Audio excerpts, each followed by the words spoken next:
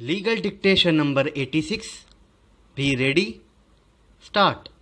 After thorough analysis of all relevant and attendant factors, we are of the opinion that none of the grounds on which the High Court has cleared the respondent has any merit.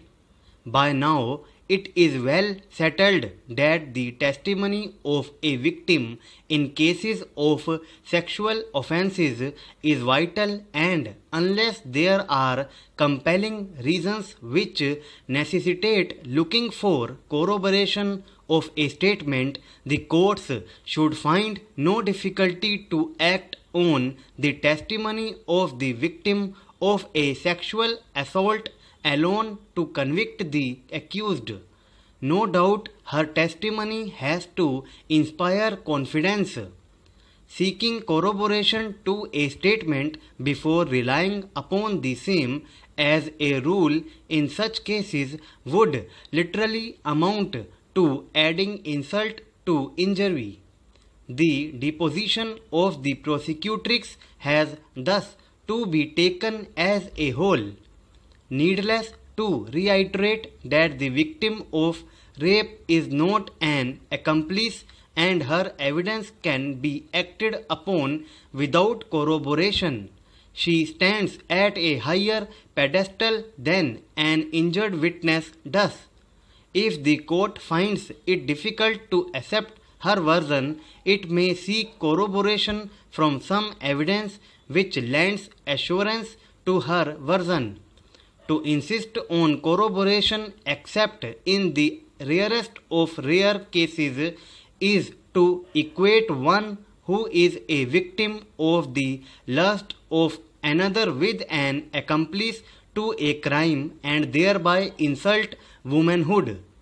It would be adding insult to injury to tell a woman that her claim of rape will not be believed unless it is corroborated in material particulars, as in the case of an accomplice to a crime.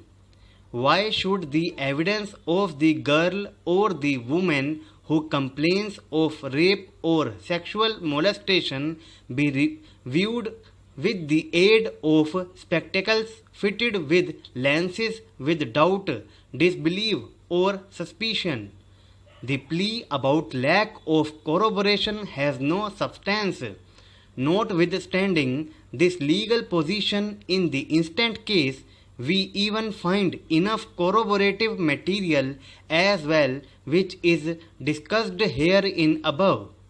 From the evaluation of the prosecution material discussed above, it is abundantly clear that the evidence brought on record contains positive proof, credible sequence of events, and factual truth linking the respondent with rape of the prosecutrix and had criminally intimidated her.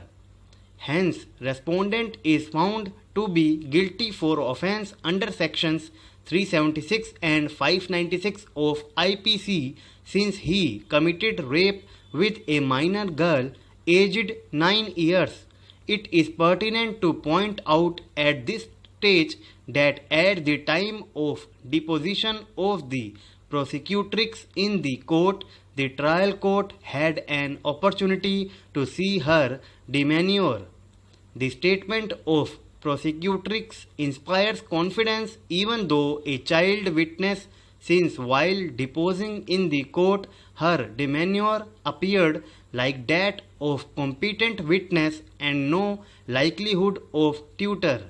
I find her testimony reliable, since she was found competent to depose after preliminary inquiry, as she understood questions and to give rational answers.